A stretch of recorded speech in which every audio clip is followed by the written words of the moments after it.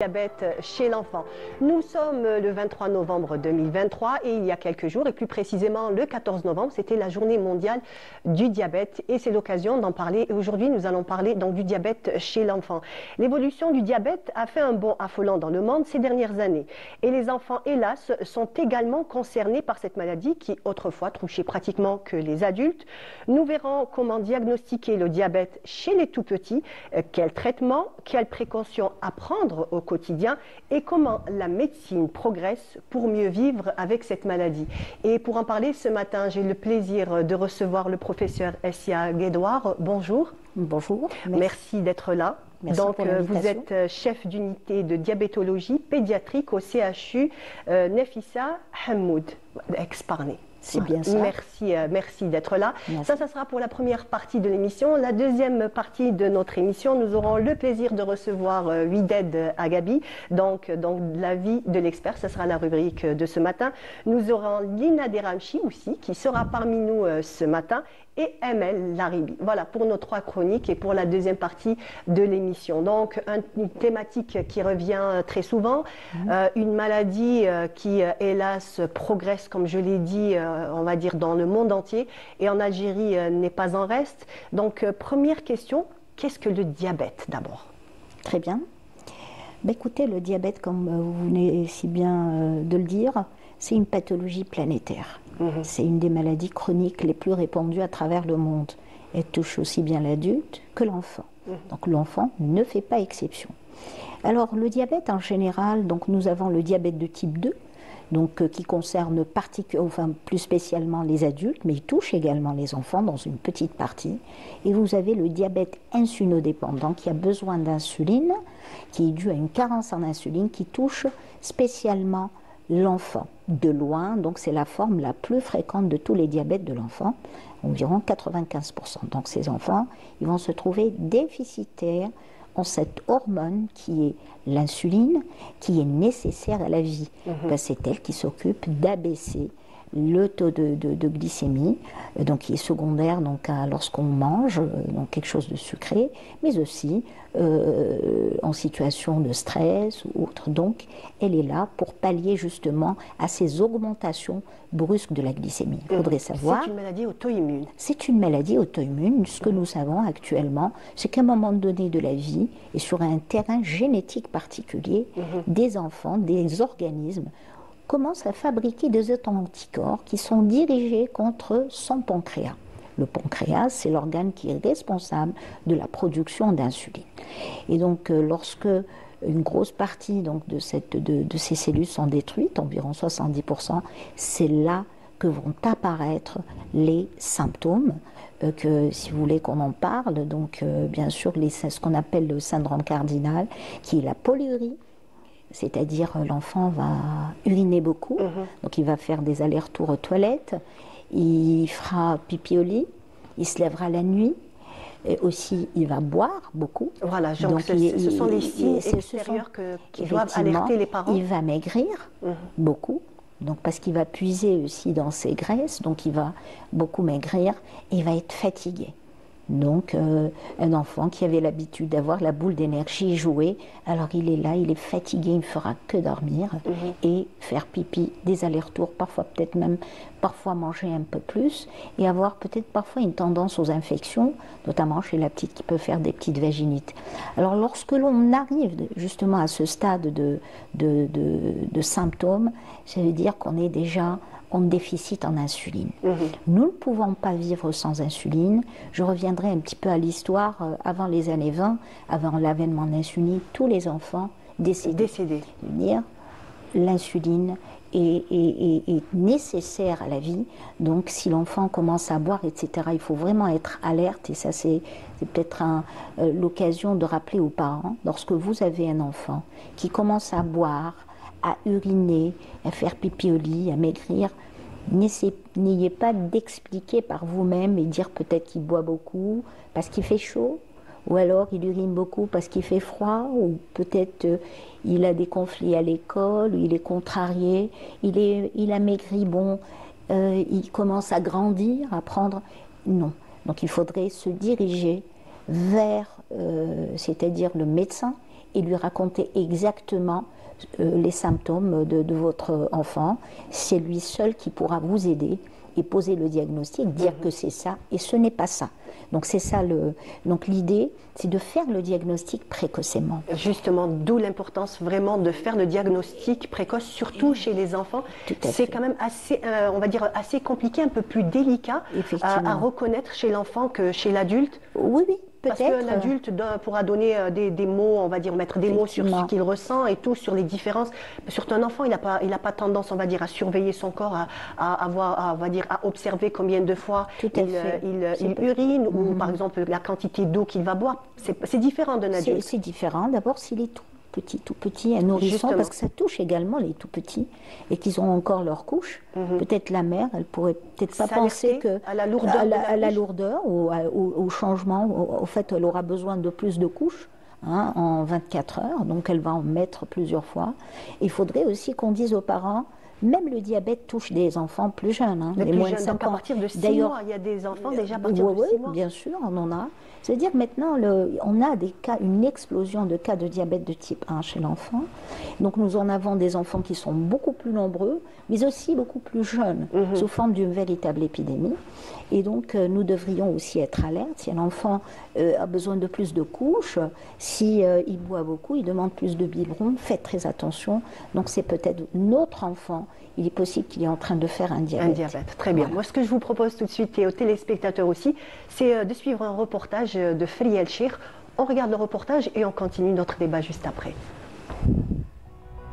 Le diabète est une maladie chronique qui se caractérise par un taux élevé de sucre dans le sang, hyperglycémie. Il existe plusieurs types de diabète, dont le diabète de type 1, souvent diagnostiqué chez les enfants et les adolescents. En Algérie, le diabète de type 1 est en constante augmentation, touchant de plus en plus d'enfants et bouleversant des familles entières.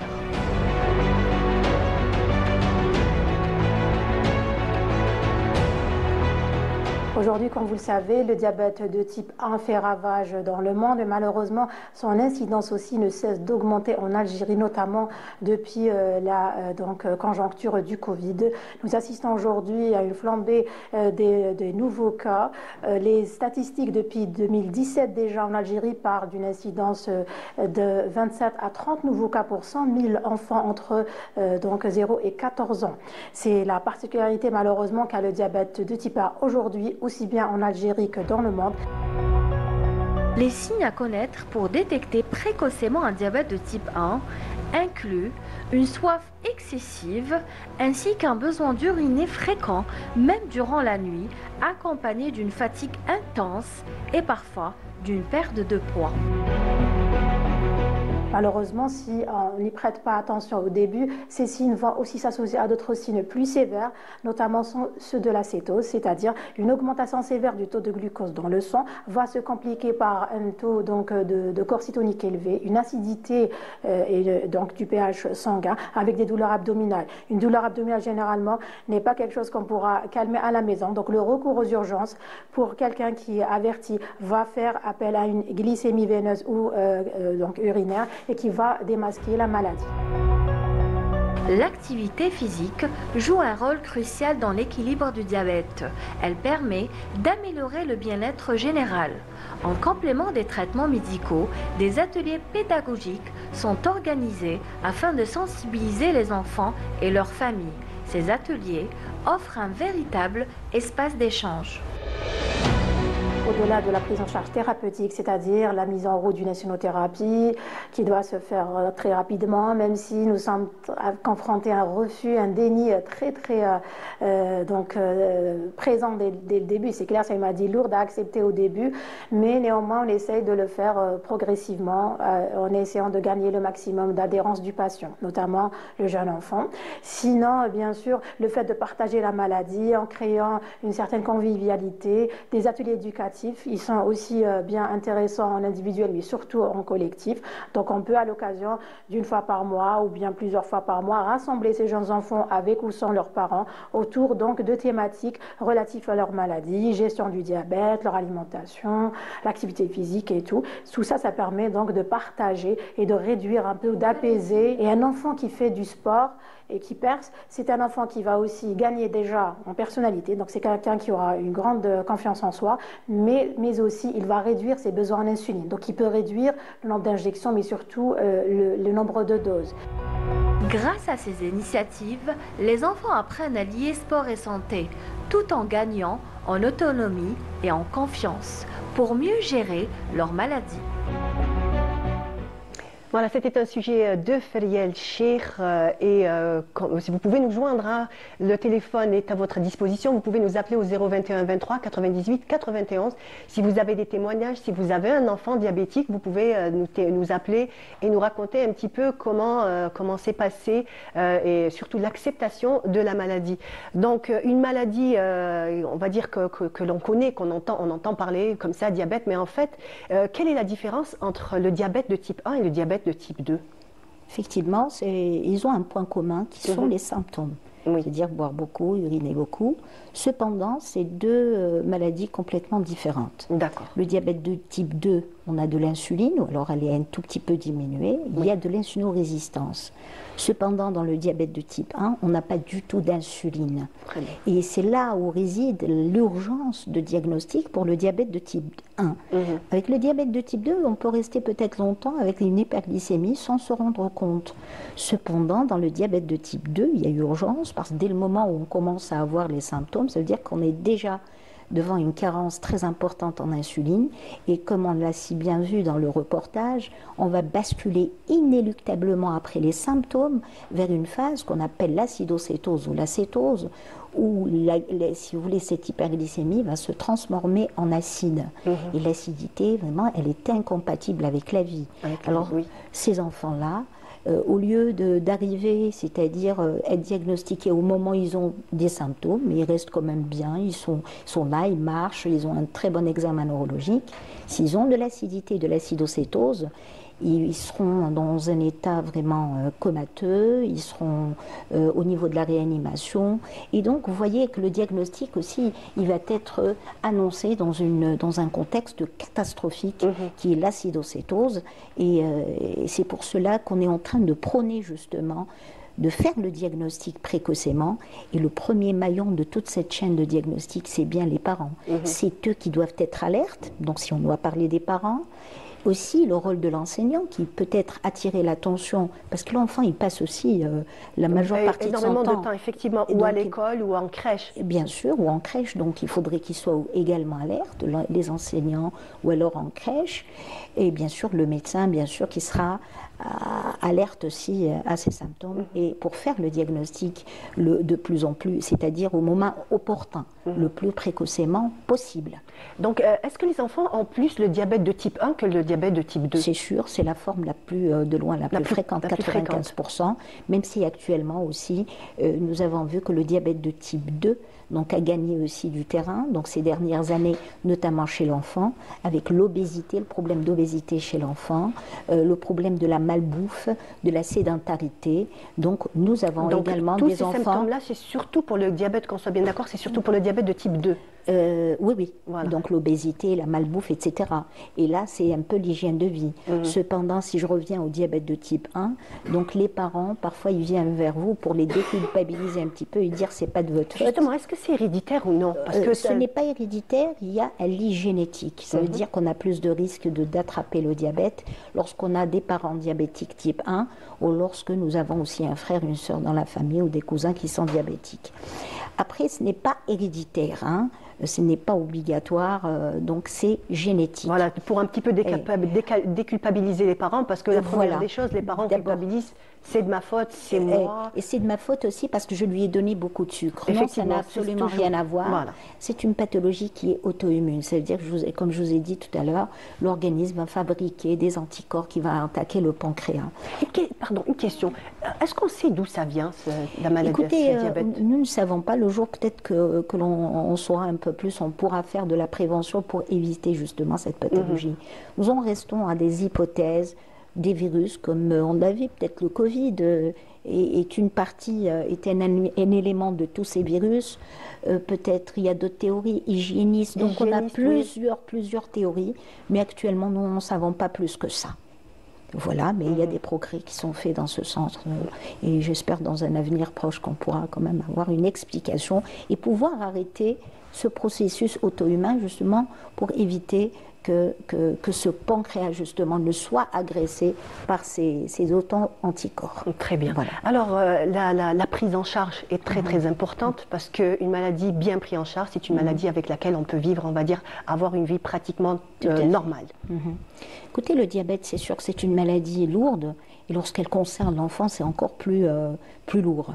Vous savez, un enfant plus jeune, c'est difficile aussi de le prendre en charge. Il va devoir, les parents doivent lui mettre de l'insuline, l'injecter, surtout avec des aiguilles. Déjà, comment ça fait mal expliquer à un enfant qui est petit, qui ne connaît pas encore le corps humain, ni comment ça fonctionne? Tout à fait.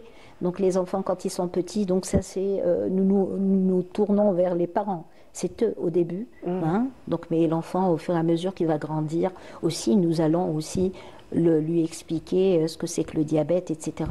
Donc les parents, au début, c'est très difficile de leur annoncer le diagnostic et de leur faire admettre que leur enfant est diabétique et qu'il va devoir vivre avec cette maladie donc, durant toute sa vie. Mais après, nous allons aussi leur donner une lueur d'espoir. C'est de dire quand même, nous avons des traitements.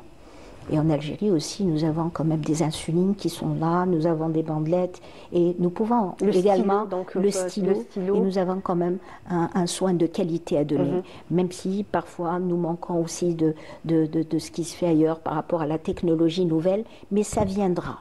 Donc ça viendra et donc voilà, donc nous prodiguons un certain nombre d'enseignements. C'est comme un enseignement aux parents d'abord, ou alors si l'enfant il est plus grand, on va également lui expliquer ce que c'est que le diabète, pourquoi se mettre de l'insuline, pour éviter quoi. Il y a c'est-à-dire des complications aiguës qui sont là tout le temps, c'est-à-dire l'hypoglycémie, l'acidocétose, ou alors à long terme pour protéger ses yeux, ses reins, etc.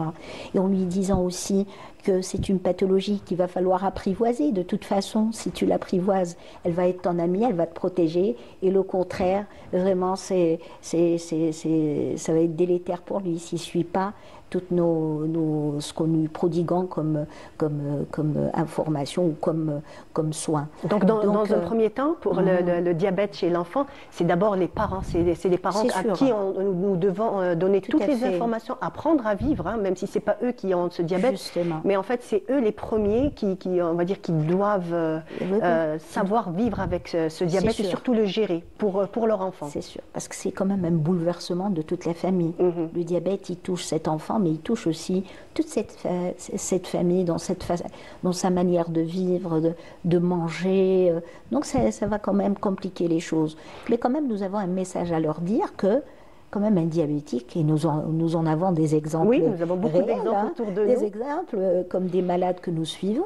C'est des enfants qui vivent normalement, qui font des études et qui sont même brillants. Adultes, qui sont pères de famille aujourd'hui. Ils sont brillants même dans leurs études. Et nous en avons aussi des collègues avec nous. Donc vous voyez, donc c'est pas nous. Il faudrait que nous démystifions cette pathologie et qu'on va leur dire voilà, vous êtes diabétique, mais cela ne vous empêche pas de vivre, à condition que vous suiviez, c'est-à-dire nos recommandations, c'est-à-dire vous piquez, vous surveillez également. C'est ça la seule, je dirais, le seul garant d'une bonne évolution.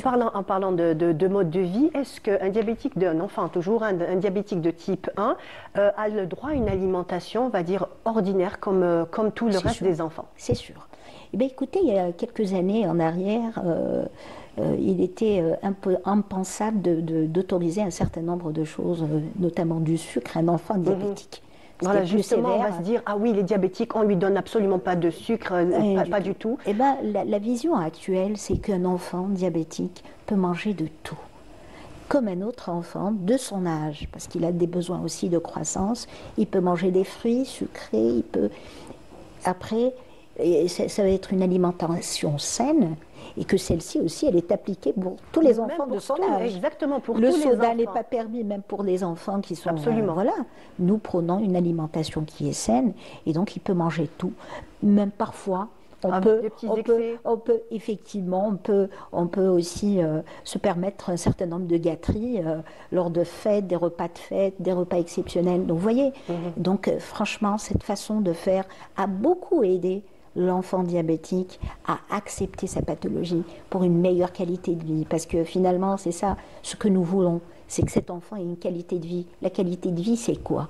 C'est la qualité de vie aussi dans sa famille, dans sa façon de vivre. Il ne faudrait pas que ce diabète prenne le dessus sur cette famille. En fait, ce qu'il faudrait, c'est avoir, par exemple, un comportement totalement, on va dire, ordinaire avec un enfant diabétique. C'est vrai que... Ne pas lui donner, on va dire, des traitements de faveur ou, par exemple, de tout lui passer, dire « Ah oui, il est malade », il ne faut absolument pas tomber dans ça. Non. Il faut reconnaître qu'il a un certain nombre de particularités qu'on va devoir respecter, parce qu'il doit se surveiller, il doit mettre son insuline aussi bien dans la famille qu'à l'école. Qu'à l'école aussi, c'est important de le dire. Cependant, il ne faudrait pas non plus le stigmatiser. Non, c'est un enfant comme tous les autres. Et je vous ai dit, ce diabète, il ne faudrait pas qu'il prenne le dessus sur cette famille. Il faudrait que cette famille continue à vivre normalement, sans aucun problème, que cet enfant puisse vivre, faire son activité sportive, aller à l'école. C'est vrai que ce n'est pas toujours facile. Et il est important aussi pour les parents de le signaler quand ils sont, que ce soit à la crèche ou à l'école ou autre chose. Il faut le dire, il faut absolument donner cette information. Absolument. Parce que c'est un enfant ordinaire, mais qui a besoin de, comme vous avez dit... Il a des particularités que nous devons aussi respecter. Ça, c'est aussi un message que je lance donc aux écoles, donc même aux enseignants, de dire que cet enfant, il ne faut pas le stigmatiser, mais il faut reconnaître qu'il a un certain nombre de particularités qu'il va falloir respecter. Un enfant qui peut sortir souvent aux toilettes, pour aller qui peut faire une hypoglycémie, ou sera peut-être angoissé, irritable, peut-être l'enseignant, il va le prendre pour une agressivité. En fait, c'est dû seulement à sa pathologie, c'est pas parce que c'est un enfant qui n'est pas bon ou qui est agressif, non, c'est sa pathologie. Après, et que nous devons respecter ses particularités pour qu'on puisse, c'est-à-dire, pour que cet enfant puisse accepter sa maladie et avoir une scolarité normale également et une vie normale au sein de sa famille et au sein de la société en général. Voilà. Alors, pour revenir un petit peu à l'alimentation, il est très important d'avoir, on va dire, les premières bases de la nutrition pour un enfant diabétique. Écoutez, lors c'est-à-dire du premier contact avec un enfant diabétique et lors d'hospitalisation, parce qu'il a besoin d'hospitalisation au début, vous avez un certain nombre d'informations à lui prodiguer, entre autres l'alimentation. L'alimentation, je vous ai dit qu'avant, il était interdit de prendre des sucres, actuellement, donc cet enfant doit manger équilibré, c'est-à-dire quoi? 50% de glucides, un repas, c'est-à-dire de glucides, c'est surtout à base de pâtes, de couscous que nous mangeons, selon l'habitude alimentaire de la famille. Il ne faut pas sortir en dehors. Absolument ne rien changer, c'est les habitudes de la maison. On a l'habitude de manger de la soupe, du couscous, comme l'alimentation de l'Algérien en général. Bien sûr, prôner, et donner plus de fibres, c'est bien pour lui, c'est bien pour toute la famille également, des fruits, etc. Mais il y a quand même une certaine liberté parce qu'il va devoir, ce qu'on appelle le nouveau concept d'insulinothérapie fonctionnelle.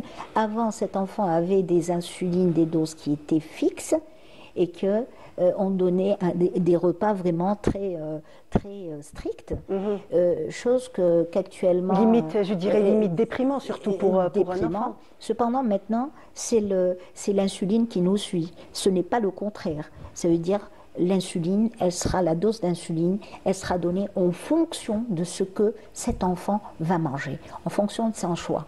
Il veut prendre une banane, donc il n'aura plus qu'à calculer donc un certain nombre de... ça c'est un enseignement qui est fait, donc chez ces malades, et il a envie de manger une certaine quantité de pâtes, un yaourt, et il n'aura plus qu'à calculer toute cette dose d'insuline. À partir de quel âge un enfant peut calculer, peut savoir un petit peu le calcul Écoutez, au début, c'est sûr que c'est les parents qui le font. Ils le font, mais après, quand il sera plus grand, 10 ans, 11 ans, 12 ans, de toute façon, ce calcul, il faut le faire déjà du début. Oui. Du début, c'est parce que vous voyez que ça va lui donner plus de liberté. Un enfant, parce qu'au début, quand les parents leur annoncent le diagnostic, votre enfant est diabétique, pour eux, c'est fini. Cet enfant ne pourra plus manger de sucre, il pourra plus manger de bananes ni de fruits, tout ce qui est sucré, il est banni. Or que ce n'est pas vrai. Ce n'est totalement pas vrai, donc, et nous, on est là justement pour leur dire, voilà, vous allez manger une certaine quantité de sucre pour une certaine quantité d'insuline. Et ça, vraiment, on les voit quand même, ils acceptent mieux la pathologie, dès lors qu'ils se disent, ah, finalement, mon enfant, il sera normal, il pourra manger un peu comme tout le monde. Et ça les aidera à accepter la pathologie, et même l'enfant. Quand on lui donne cette liberté, après, il ne mangera pas, c'est-à-dire en cachette. Et c'est ça ce qu'on redoute le plus, c'est-à-dire qu'il mange dehors en cachette sans s'injecter de l'insuline. Et pour l'activité physique aussi, donc on va parler un petit peu sur ça. C'est un des piliers aussi de la prise en charge. Il n'y a pas que l'insuline. Il y a l'insulinothérapie, bien sûr. Il y a la nutrition. Mais il y a aussi l'activité physique qui est tellement importante que nous encourageons, parce qu'elle va aussi permettre un meilleur équilibre et peut-être faire baisser un petit peu les besoins en insuline. Donc, je n'encourage pas qu'on vienne nous dire « Ah, j'ai un enfant diabétique, faites-moi un certificat pour l'école pour qu'il ne fasse pas de sport, une dispense de sport ». Non, non, non. Un enfant diabétique, bien au contraire, doit pratiquer du sport, mais il doit prendre un certain nombre de précautions, comme diminuer sa dose d'insuline avant l'activité physique. Il doit se surveiller juste avant son activité et même pendant, pour pas qu'il tombe dans l'hypoglycémie, donc qu'il ait diminution du taux de sucre dans son sang. Et pour la prise en charge en Algérie, elle se passe comment? Qu'est-ce qu'on peut dire? Ben écoutez, comme je l'ai dit tout à l'heure, il faut reconnaître quand même que nous avons des insulines. Peut-être que d'autres pays n'ont pas. Nous avons accès quand même au stylo, qui est complètement une révolution. Nous avons aussi accès aux bandelettes, donc pour pouvoir suivre ce diabète. Donc, et donc quand même, nous avons quand même accès à un soin de qualité. Cependant, je vous ai dit, il y a aussi des technologies qui sont actuellement disponibles, que nous avons parfois chez certains malades qui arrivent à se les procurer. Donc, comme par exemple le CGM. Comme le CGM. Donc c'est le petit patch c'est un patch qu'on met et qu'on a une infinité, si vous voulez, de glycémie. À n'importe quel moment, l'enfant il peut se checker et voir à combien elle est sa glycémie. Pourquoi c'est tellement important de se checker tout le temps? Plus on se surveille et mieux on gère son diabète. Ça veut dire qu'on est au courant lorsqu'on est en hypo, lorsqu'on est en hyper, on peut adapter les doses. Donc c'est quand même important. Et vous savez, et c'est sûr que c'est un outil quand même qui est plus intéressant dans le sens où se piquer, déjà c'est pratique. C'est beaucoup, se piquer minimum 6 fois par jour pour voir sa glycémie, et se piquer environ 4 fois par jour pour son insuline, ou aller 10 piqûres minimum par jour, ce qui est beaucoup, 300 piqûres par mois, et vous voyez, échelonnez-le sur une année, ça fait quand même beaucoup. Si on arrive à avoir le CGM, c'est quand même diminuer quand même de cette peine et diminuer de cette souffrance, quand même, je le dirais, que nous essayons, nous, d'apaiser. Pas que les médecins, parce qu'autour de cet enfant diabétique, autour de sa famille, il n'y a pas que le médecin. Il y a les infirmiers, il y a le psychologue, il y a le nutritionniste. Donc il y a toutes ces personnes-là qui œuvrent tous en même temps pour lui faire accepter sa pathologie et lui faciliter quand même sa vie pour une vie meilleure, et voilà. Une dernière question, professeur Guedouard. Vous prenez de la sensibilisation, et je sais qu'il y a quelques jours, donc, vous étiez dans une wilaya d'Algérie où vous êtes en train d'essayer, on va dire, de sensibiliser les médecins généralistes pour pour détecter précocement la maladie. C'est très important parce que généralement, quand on amène un enfant, c'est tout de suite vers le médecin généraliste. C'est sûr, c'est le généraliste, ça reste le premier médecin auquel on va s'adresser. C'est le premier maillon fort de toute cette chaîne. Et il est vrai que nous sommes en train de prévenir cette acidocétose et pour un diagnostic plus précoce. Parce qu'il faudrait que ces généralistes aussi soient au courant qu'il y a une explosion de cas à travers le monde et en Algérie aussi particulièrement, et qu'ils soient alertes à ces symptômes, mais aussi ils doivent se préparer à avoir plus de malades que ce qu'on avait avant. Et donc, dès lors qu'il saura qu'il y a plus de patients, etc., donc il saura qu'il va en recevoir plus, et donc il sera plus alerte aux symptômes, parce qu'il faudrait aussi faire le diagnostic, comme je l'ai dit, le plus précocement possible, et on n'aura pas besoin de plus que de faire une prise de sang ou quoi d'autre. On aura seulement besoin de faire une chimie urinaire au niveau des urines, rechercher le sucre, ou alors les acides, et ou une glycémie capillaire pour faire le diagnostic. C'est tout simple. Très bien. Et après orienter le patient vers des hôpitaux, et là il sera insuliné très rapidement pour éviter, je reviens à le dire, l'acidocétose diabétique, qui reste quand même la première cause de mortalité dans le diabète. Elle est non seulement génératrice de mortalité et de morbidité, mais aussi en termes d'économie de santé, elle est pourvoyeuse d'énormes dépenses. Je finirai peut-être par ça. Le coût d'une seule acidocétose diabétique, elle a été estimée aux États-Unis à environ 15 000 $, ce qui n'est pas négligeable. Donc, si on arrive à faire cette prévention, de faire le diagnostic le plus précocement possible, c'est vraiment gagner sur tous les plans. Très bien. Merci beaucoup, professeur Guedouard. C'est un plaisir de vous recevoir. J'espère que les téléspectateurs ont pu avoir beaucoup plus d'informations sur le diabète chez l'enfant. Merci encore. Je l'espère. Merci. Voilà. Et la deuxième partie de l'émission va commencer tout de suite, après ces images, et on revient.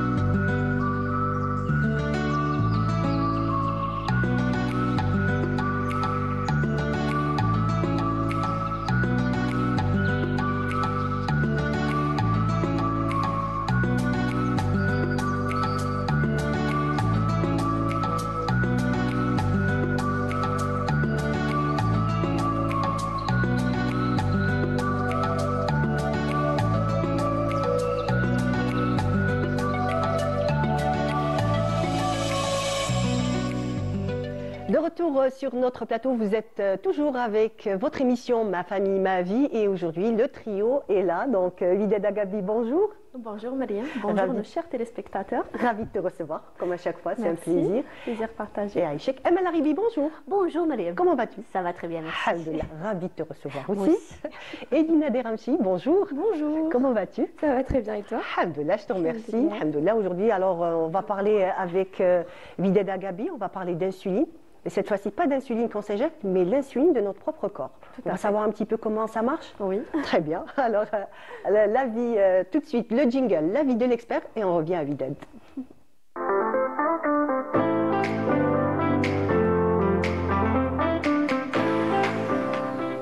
Voilà. Wided, alors, dis-nous tout sur l'insuline. Alors l'insuline, cette hormone fabuleuse qui est sécrétée par notre corps, spécialement par notre pancréas. Donc quand on mange des aliments, donc au cours de la digestion, le sucre contenu dans les aliments, les glucides, ce qu'on appelle les glucides, seront transformés en glucose. Alors le glucose, il va être absorbé par nos intestins et passe directement dans le sang. Donc cette valeur moyenne... On le voit un petit peu comment ça se passe. Exactement, donc ça c'est au cours de la digestion. La valeur moyenne de ce glucose ou de ce sucre dans le sang, il y a une valeur moyenne qui est maintenue justement autour de 1 g par litre grâce au travail du pancréas qui va sécréter 2 hormones importantes, c'est l'insuline et le glucagon. Ce sont 2 hormones qui ont 2 rôles opposés. Alors cette valeur est maintenue généralement autour de 1 g, mais elle peut varier au cours de la journée. Donc cette variation sera toujours régulée grâce au travail du pancréas, grâce à ces 2 hormones. Ce sont des mécanismes de maintien de glycémie autour de la normale. Alors vous savez très bien que le sucre c'est notre carburant, c'est notre source d'énergie, surtout pour nos neurones. Donc nos cellules nerveuses ont toujours besoin de glucose et justement donc le pancréas et le foie, ce sont 2 organes qui sont très importants pour fournir ce glucose à notre corps. On dit que le cerveau est un gros consommateur de sucre, c'est vrai? Tout à fait, oui. Les cellules nerveuses ne peuvent pas travailler sans glucose. Beaucoup plus que notre masse musculaire. Exactement. C'est quand même incroyable. C'est très important. D'ailleurs, c'est pour ça que les gens qui font des hypoglycémies ressentent des signes neurologiques beaucoup plus, voire même un coma. Voilà. Donc, ces hormones qui vont permettre la régulation de la glycémie ou de sucre dans le sang, donc notamment l'insuline. Le pancréas va sécréter l'insuline quand on va manger un repas copieux, donc il y aura augmentation de la glycémie ou de sucre dans le sang, et cette insuline, elle aura le rôle d'une clé qui va aller faire rentrer le glucose ou le sucre dans la cellule. En fait, elle ne dégrade pas le glucose ou le sucre, elle l'élimine pas, elle le fait rentrer dans la cellule. C'est ça le rôle de l'insuline. D'accord. Donc l'insuline, elle fait rentrer le sucre dans la cellule et puis elle a un autre rôle, c'est de stocker le glucose dans le foie et le muscle. Donc ça devient de la graisse, l'excès de sucre? L'excès de sucre, justement, quand il y aura un excès de sucre, elle va prendre le sucre, aller le stocker au niveau du foie et dans le muscle aussi. Dans les cas les plus... donc quand il y aura une glycémie très importante, par la suite sera transformée en graisse. En graisse, très voilà. Donc les 2 organes, muscles et foie, vont utiliser par la suite, enfin, ils vont stocker le glucose, mais après, quand on aura besoin, on va le déstocker de ces 2 organes. Donc, on va dire que l'insuline, elle a le rôle de baisser la glycémie dans le sang. Voilà, c'est ça le rôle de l'insuline. Après, il y a le deuxième scénario, c'est quand le glucose ou le sucre va baisser dans le sang après un jeûne prolongé. Là, il y a le rôle du glucagon. Donc, le pancréas, toujours, il va sécréter le glucagon qui va aller déstocker le sucre qui est dans le foie et le muscle. Ah d'accord, donc il va le chercher et il le cache, et la deuxième, elle va le chercher là où il a été caché. Exactement, 2 rôles opposés. Ok. Exactement. Donc, c'est ce qui va nous permettre d'éviter l'hypoglycémie et le décès par l'hypoglycémie. Donc, l'insuline et le glucagon, le foie et le pancréas, ces 2 organes et ces deux hormones vont permettre de maintenir tout au long de nos 24 heures une glycémie qui va tourner en moyenne autour de 1 g par litre. Donc quand le pancréas il va arrêter de produire de l'insuline, donc ça c'est le cas du diabète de type 1, c'est un pancréas qui ne produit plus d'insuline. Donc les 2 hormones ne fonctionnent plus, ni celle qui cache, ni celle qui va chercher? c'est surtout l'insuline. C'est surtout l'insuline dans le diabète type 1. Donc, c'est généralement une maladie auto-immune. Donc, c'est des auto-anticorps, des anticorps fabriqués par notre corps. Voilà, qui vont attaquer le pancréas. Donc, et le pancréas ne produit plus d'insuline. Par contre, le cas du diabète de type 2, c'est un pancréas qui produit toujours de l'insuline, mais que notre corps ne capte plus le message. Il est plus sensible à cette insuline, ce qu'on appelle l'insulino-résistance ou la résistance à l'insuline. Voilà, donc c'est ça le diabète. Très bien, merci beaucoup pour cette information. Déjà, c'est quand même un peu plus clair, tu as vu, hein? Merci beaucoup, Wided.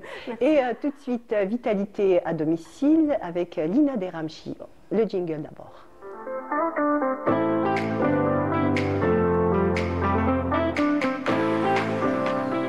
Donc, vitalité et bien-être, toujours avec toi, Lina. Oui. Alors, de quoi tu vas nous parler ce matin? Aujourd'hui, je vais parler d'un thème qui est très très important, élever ses enfants dans l'ère des réseaux sociaux, défis et opportunités. C'est pas une mince affaire, hein, oui, Lina. Absolument. Alors, saviez-vous d'abord qu'il y a tous les enfants du monde, enfin, la plupart, on va dire, passent plus de 7 heures devant un écran? J'en doute pas. Pourquoi ça ne m'étonne pas? Je suis en plein dedans, j'ai du mal à tirer, on va dire, le frein. J'ai du mal un peu à gérer, c'est quand même assez compliqué, faut pas se mentir. Et la plupart de ces enfants ont moins de 10 ans. Et on remarque surtout qu'ils développent une certaine intelligence. Ils savent manier les réseaux sociaux et leur écran mieux que des adultes. C'est clair. Oui. À chaque fois que j'ai un souci, c'est clair que je fais appel à mes filles. Elles sont plus expertes. Et donc, il y a, dans ce thème-là, on va voir les défis et les opportunités. Je vais d'abord commencer par les défis. Parce que c'est vrai que les réseaux sociaux sont très bénéfiques. Il y a des opportunités qu'on ne peut pas nier, mais c'est une arme à double tranchant. Oui. En commençant par les défis, je parlerai tout d'abord du fait que certains enfants se concentrent beaucoup trop dans leurs écrans. Donc ils sont absorbés absolument, connectés à ces écrans. Et avec le temps, leur intelligence diminue, elle baisse, leur concentration baisse également, et donc on voit une dégradation au niveau des résultats scolaires. Oui. Ça, on le remarque. Il y a également le risque de sécurité. Les enfants aujourd'hui s'exposent de plus en plus dans les réseaux sociaux. Ils suivent également certaines personnalités publiques, on va dire, et des influenceurs. Absolument, sans pour autant comprendre ce qui va avec, car ils n'ont pas cette conscience. Et donc, il y a d'ailleurs un exemple de ça. On a vu récemment un certain challenge qui a tourné d'ailleurs partout dans le monde, et ils ont appelé ça le Blowout Challenge. Alors, c'est quoi le Blowout Challenge? Le but de ce challenge, c'était de bloquer sa respiration. Ah, tiens. Et arriver à résister comme ça sans respirer. Et on a vu plusieurs décès partout dans le monde. Ah oui, quand même. Oui. C'est un jeu. Tout le monde, absolument, c'est un jeu. Et on voyait, et la plupart de ces enfants n'étaient que des adolescents, ils se filmaient devant leur téléphone et commençaient ce challenge et envoyaient des décès en direct. Voilà. C'est incroyable quand même. Tout ça, c'est par manque de surveillance de leurs parents. Et puis aussi, on va pas en vouloir à ces enfants, car au final, ils ne comprennent pas réellement les dangers qui vont avec. On a également le fait qu'ils développent avec le temps une certaine dépendance sociale. Ça veut dire qu'ils ont besoin d'une validation à cause de la comparaison qu'ils voient dans les réseaux sociaux. Et ça, on le voit, ils se comparent constamment. Cette personne, telle ou telle personne, par exemple, oh, elle est plus belle que moi, oh, je dois me faire valider. Donc, il y a la comparaison, il y a l'acceptation également. Et ça, on a vu, parce que ça a été prouvé scientifiquement parlant, une recherche a établi cela, que le fait de liker les vidéos, en fait, sécrétait de la dopamine. Et donc, ce qui poussait les enfants et les adolescents à ressentir cette joie interne qui venait de nulle part, qu'ils ne comprenaient pas réellement. Et donc, ils aimaient cette sensation. Et avec le temps, eux aussi, ils développent cela. Donc, ils ont cette envie d'acceptation, d'être acceptés là où ils vont, d'être acceptés par certaines personnes, d'être validés, que leur choix soit validé également. Et donc, avec le temps, tout ce qu'ils font, c'est créer un fossé entre eux-mêmes et leur confiance. Donc ils finissent par perdre confiance. Et ce qui fait que ça trouble beaucoup les enfants et ils grandissent d'une manière totalement différente. Et tout ça, c'est dû, encore une fois, au manque de surveillance des parents. Alors, c'est vrai que ça, c'était les défis. Il y a également des opportunités. Malgré tout ça... Ça réconforte quand même un peu. Oui. Malgré tout ça, les réseaux sociaux, ce n'est pas que le côté négatif des choses. Oui. Quand on sait comment manier cela, quand on sait comment gérer, on arrive facilement à vivre avec sans pour autant aller vers l'excès. Dans les opportunités, par exemple, on voit que c'est un outil qui nous permet justement de développer notre créativité. Le fait, par exemple, de toujours s'imprégner des autres, de voir, par exemple, ce que telle ou telle personne a effectué, ça rebooste quand même. Ça nous encourage à faire également plus. Le fait également que ça nous facilite nos recherches, par exemple, pour les étudiants aujourd'hui. On voit que tous les étudiants aujourd'hui utilisent non seulement les réseaux sociaux, pour faciliter leurs recherches, mais également les navigations, l'intelligence artificielle. Tout ça, ça les aide à avancer, à rechercher et à avoir des résultats beaucoup plus rapidement. Effectivement, donc je pourrais vous donner l'exemple de mes enfants, donc qui ont, par exemple, s'il y a un cours qu'ils n'ont pas bien compris en classe, donc il y a énormément d'enseignants qui font comme ça des petites capsules et tout. C'est vraiment, franchement, c'est très pratique pour eux parce que déjà, ils gagnent du temps, aller en cours et tout, c'est encore du temps qu'on leur prend sur leur temps, on va dire, de la journée. Et c'est vraiment pratique. Donc, même, ils rajoutent toujours un petit côté ludique et tout.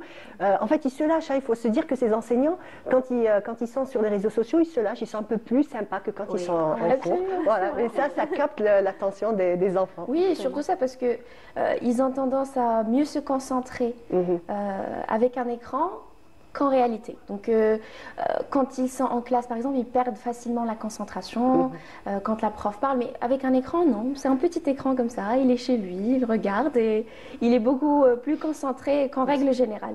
Il est dans son cocon. Absolument. C'est exactement ça. Et donc, en fait, le conseil que je donnerais aux parents aujourd'hui, c'est d'établir des règles. C'est très, très simple. Plus il y a des règles, plus on va prévoir et prévenir comment utiliser ces réseaux sociaux. C'est très très important.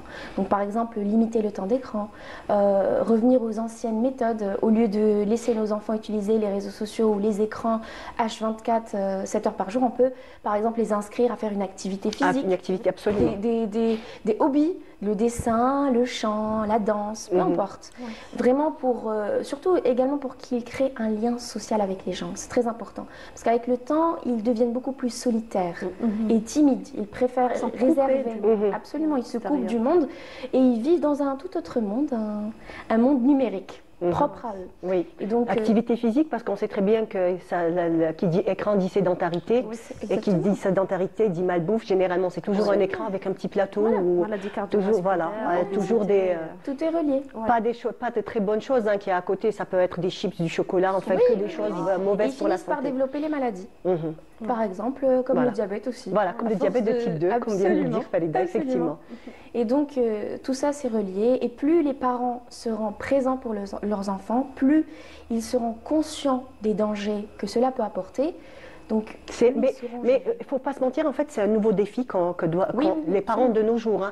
On va dire l'ancienne génération n'avait pas ce souci-là. Ils avaient peut-être le souci de à quelle heure ils sont sortis de l'école. Tu as mis 10 minutes, tu as mis 15 minutes. Là, c'est plus la même chose. C'est beaucoup plus compliqué. En même temps, il faut vraiment surveiller on va dire ce qu'ils regardent, le danger il est à la maison. Voilà. On se dit oui, mon enfant, il est en sécurité, il est juste là à côté dans sa chambre, mais en fait, il n'est pas vraiment. Pas du tout. Et d'ailleurs, il y a eu également une adolescente qui a mis fin à ses jours parce qu'elle parlait dans un groupe. Dans un groupe. Non, même pas dans un groupe. Elle parlait, elle échangeait avec quelqu'un. On croyait que c'était un adolescent, alors qu'il s'avérait que c'était un homme, beaucoup plus âgé. Beaucoup plus âgé. Et il est allé vers l'humiliation. Ouais. Ça rentre dans la cybercriminalité, qui peut être le thème de toute une émission. Absolument, absolument. Et donc voilà, plus les parents seront conscients de ça, plus ils vont gérer leurs enfants. Donc vigilance maximum. Oui, absolument. Il faut être vraiment vigilant. Et puis il ne faut pas oublier que ça reste des enfants. Et il ne faut pas les encadrer. Absolument. Il ne faut pas que compter sur les réseaux sociaux. Au contraire, il faut être présent afin de mieux les gérer plus tard et de gérer ces problèmes. Très bien, très bien. Alors maintenant, je vous propose de s'évader. Donc le temps d'une évasion avec ML Arribi. Tu nous amènes où?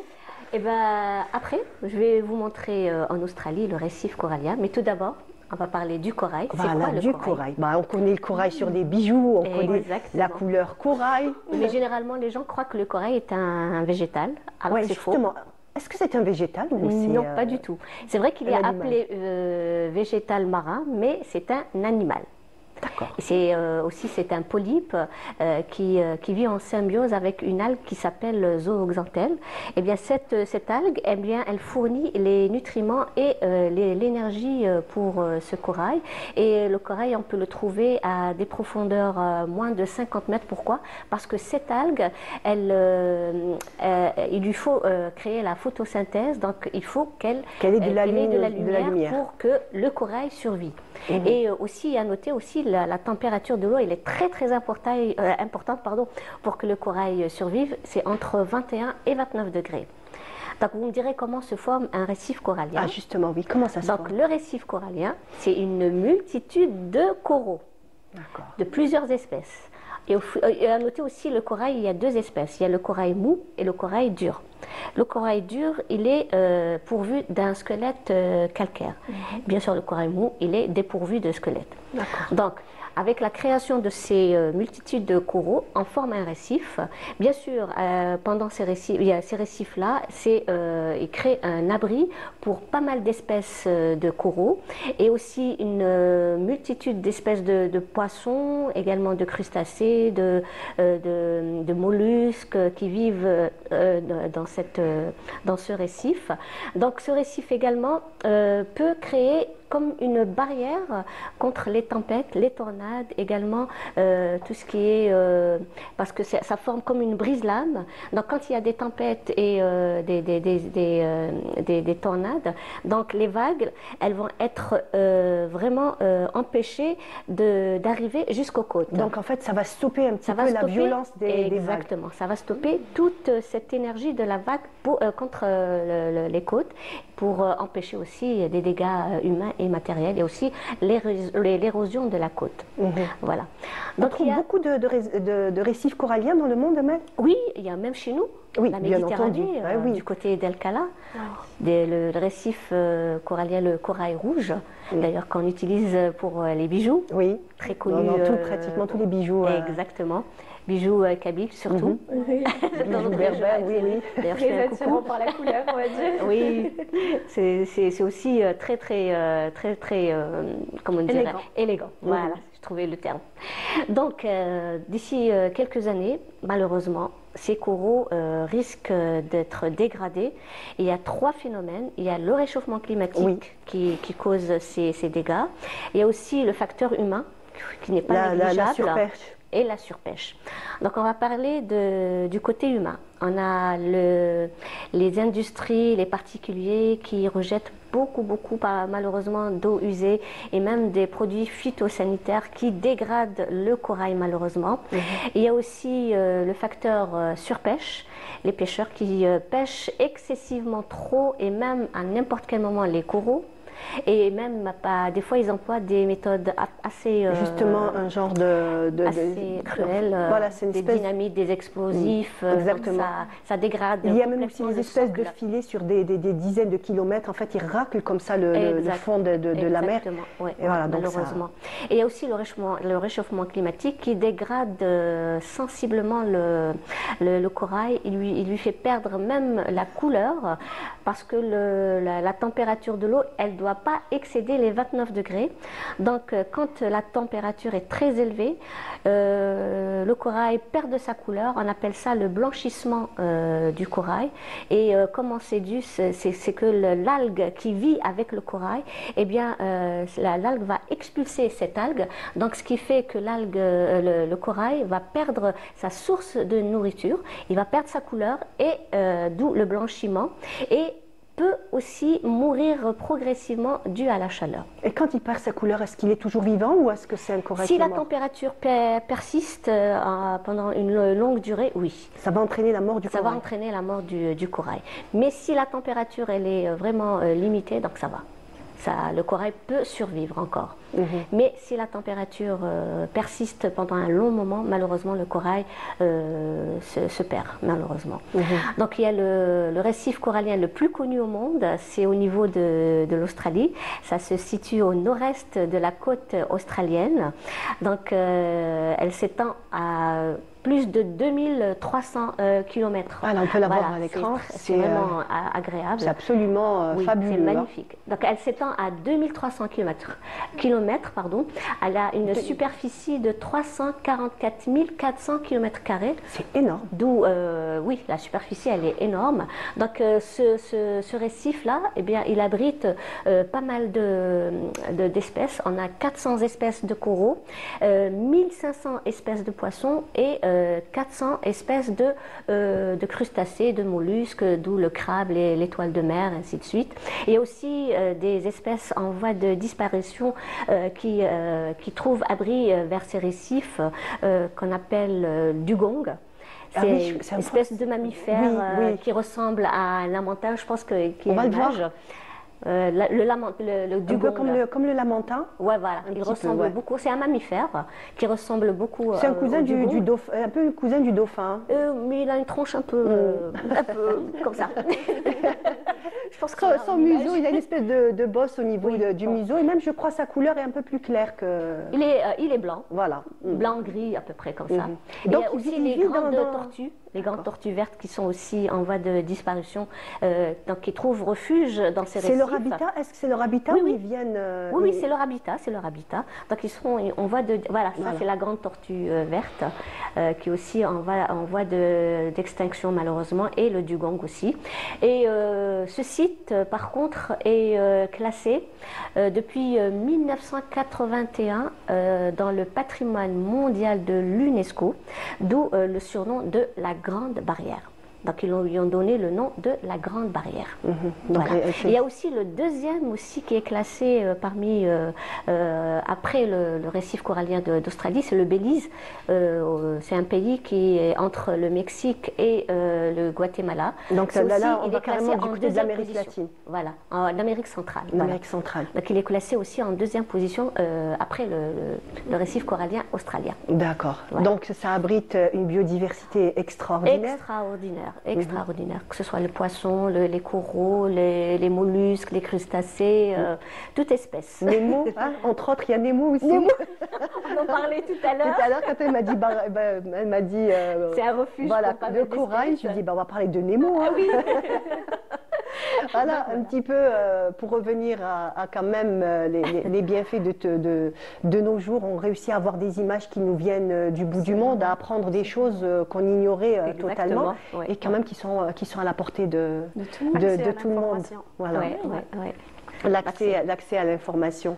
Voilà, donc Amel, encore quelque chose à rajouter?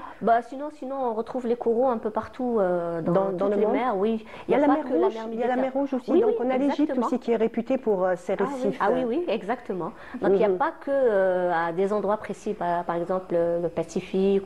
C'est dans toutes les mers on peut retrouver les coraux. On dit aussi que c'est une source d'oxygène, donc c'est exactement dans les récifs. Oui. Parce que cette algue, elle donne des nutriments pour le corail, et le corail, il produit de l'oxygène tout autour de son récif. Très bien. Voilà. Donc, alors, corail ou pas corail? Tu aimes bien le corail? Moi, j'adore le corail. D'accord, très bien. Je crois qu'on va être...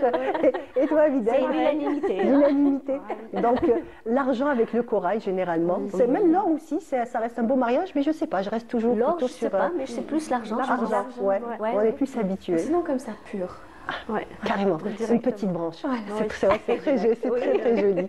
Voilà, à pêcher modérément. Exactement. Bien entendu, il faut toujours lancer un petit peu un cri pour préserver l'environnement. Donc essayer de jeter le moins de déchets possible, faire le tri. Toxiques pour les coraux. Tout à fait. Ça, c'est plus les usines et les particuliers. Oui, effectivement. Donc c'est vrai qu'on dit que c'est les particuliers avec tous les détergents et tout, mais il faut dire que les grosses industries ont vraiment, on va dire, il y a une prise de conscience à travers. Oui, j'espère. Ouais. Très bien. Il y a même la pollution marine. À travers les réseaux sociaux. Voilà un bon côté quand même. Pour nous les adultes, c'est très très bien. Voilà, effectivement. Pour les enfants, Modérément, voilà. Très bien. J'ai oublié de dire aussi la pollution marine qui est due aux navires pétroliers quand ils chavirent au large, donc ils éjectent leur pétrole et ça c'est très nocif pour les côtes. Aussi, très bien. Merci beaucoup Amel. C'est moi. Merci Vidette. Merci Lina, ça fait un plaisir de vous recevoir. Là, notre émission est terminée. Voilà, on arrive à la fin. Ce fut un plaisir de vous accompagner. Demain, vous retrouverez Mounia Vitis. Mais restez toujours sur les programmes de Canal Algérie. Merci, au revoir.